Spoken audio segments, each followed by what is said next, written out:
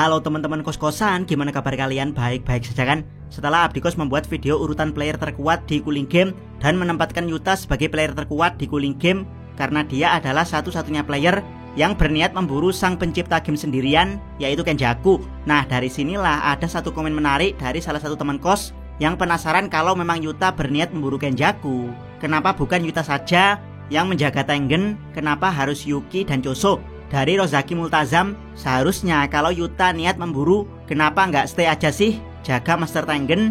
Dan menurutku kutukan Naoya masih kuat sedikit dari Hakari. Oke, sebelum Abdikos menjawab rasa penasaran yang pertama, Abdikos jawab dulu kenapa kutukan Naoya tidak lebih kuat dari Hakari. Jawabannya sudah jelas, karena dalam mode jackpot Hakari itu abadi. Itu karena teknik kutukan pembalik Hakari dalam mode jackpot terjadi secara otomatis. Dalam pembahasan ini Abdikos menyamakan teknik kutukan pembalik dan regenerasi kutukan karena keduanya hampir mirip. Ya, belum ada cara untuk membunuh Hakari dalam mode jackpot ini karena Kasimo sudah membuktikannya sendiri. Ada beberapa cara untuk membunuh teknik kutukan pembalik, seperti memotong atau melubangi perutnya, mengingat rata-rata energi kutukan berasal dari perut. Ini terjadi pada Yuki Tsukumo dan roh kutukan Smallpox. Namun ya, untuk kasus Hakari, meskipun perutnya sudah dilubangi oleh Kasimo, tapi jackpot Hakari membuatnya hidup kembali. Cara yang kedua adalah meledakkan kepala atau meracunnya. Ini terjadi pada Hanami dan Uraume. Gojo menyerang kepala Hanami untuk membuatnya tidak bisa berpikir untuk menggunakan teknik kutukan pembalik alias regenerasi. Jadi Gojo dengan mudah meledakkan Hanami. Sementara Uraume memilih mundur karena dia tidak bisa menyembuhkan racun darah Choso dengan teknik kutukan pembalik. Nah, Hakari sendiri pernah diracun otaknya dan akan diledakkan kepalanya oleh Kasimo dalam mode jackpot. Namun ya, tubuh Hakari secara otomatis membatalkan ledakan sekaligus membuang racun energi kutukan Kasimo yang dimasukkan ke dalam otaknya. Dan terakhir, cara membunuh pengguna teknik kutukan pembalik atau regenerasi adalah dengan menghancurkannya secara instan. Ini terjadi pada Jogo dan Mahoraga. Dan ya, Kasimo juga sama, dia mencoba menghancurkan Hakari secara instan dengan meledakkan lautan yang telah dielektrolisis. Tapi Hakari tetap bisa kembali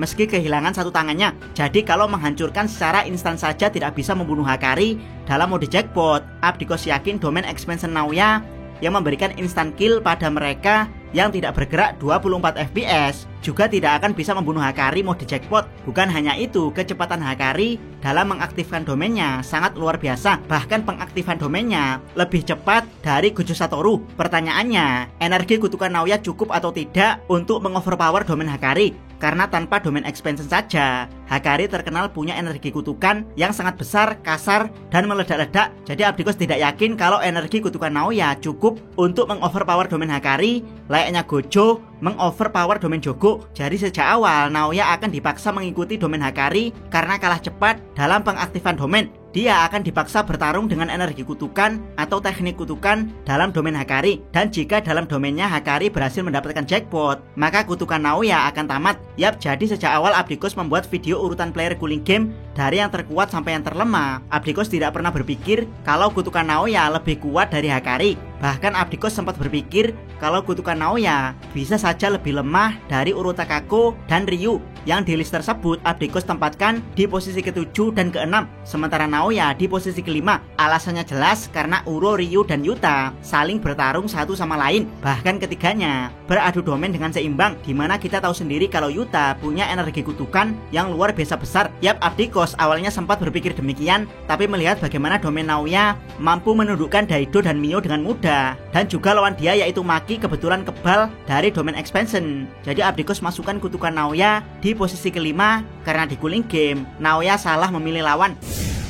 Yap, kita akhiri pembahasannya. Berikutnya kita masuk ke pertanyaan inti, kenapa Yuta tidak stay menjaga Master Tengen jika memang Yuta berniat memburu Kenjaku. Dari sini memang ada beberapa teman-teman yang penasaran akan hal ini, termasuk Ernesto Pangloli. Ngapain sih bukan Yuta aja yang jagain si Tengen? Yap, kenapa bukan Yuta yang menjaga Tengen? Kenapa malah Yuki dan Choso? Berikut pembahasannya, check it bro.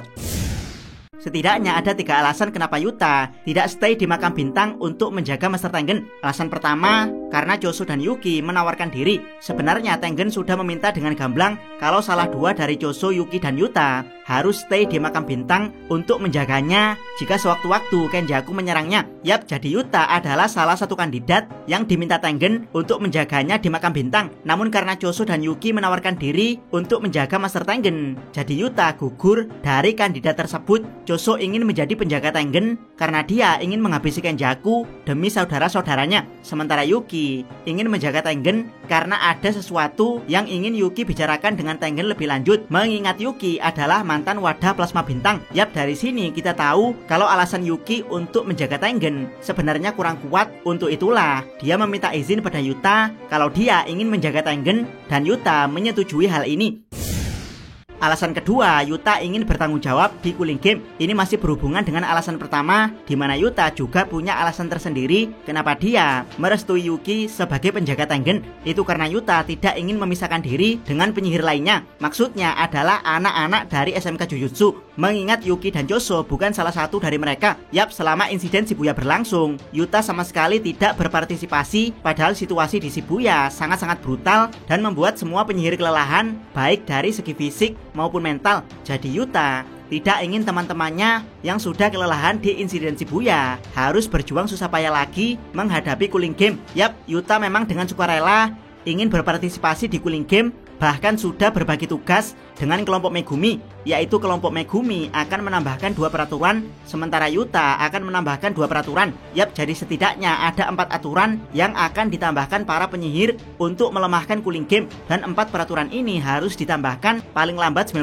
hari sebelum batas waktu Sumiki dipaksa menjadi player Cooling Game. Peraturan tersebut adalah transfer poin antar pemain, membangun jembatan komunikasi antar koloni, peraturan keluar masuk koloni, dan terakhir menukar player dengan non-player. Setelah menyetujui kesepakatan ini, Yuta yang ingin bertanggung jawab di Cooling Game langsung masuk koloni terlebih dahulu untuk mencari informasi terkait Cooling Game, yaitu dia masuk koloni Sendai. Magi tidak langsung masuk koloni Cooling Game, melainkan mencari senjata di klan Zenin. Sementara Yuji dan Megumi juga sama, tidak langsung masuk koloni, melainkan merekrut Hakari dan Panda untuk membantu di Cooling Game.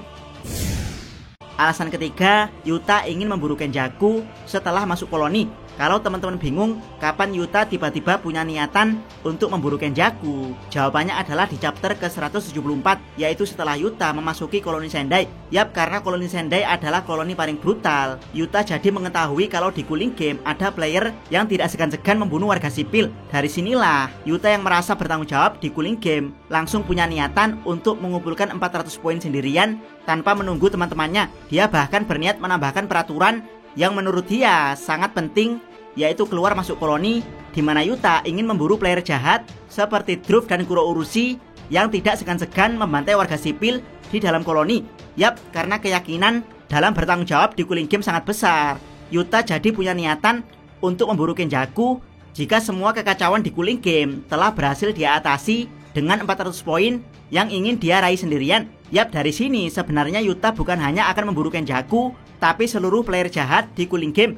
Itulah kenapa Yuta tidak stay di makam bintang untuk menjaga Tengen. Saat video ini dibuat, Yuta memang masih mendapatkan 150 poin, namun jangan khawatir karena satu peraturan sudah ditambahkan Yuji dan Hakari sudah mendapatkan 100 poin dari Kashimo. Jadi hanya butuh 10 poin lagi bagi para penyihir untuk mengatasi Cooling Game. Ingat ya, hanya mengatasi tapi tidak menghentikannya, karena pada dasarnya Cooling Game tidak bisa dihentikan kecuali semua player di koloni. Habis, demikian penjelasan Abdikos. Semoga menjawab rasa penasaran teman-teman kos. Jangan lupa subscribe channel Takos dan jangan lupa share video ini. Sabdikos salam Mi.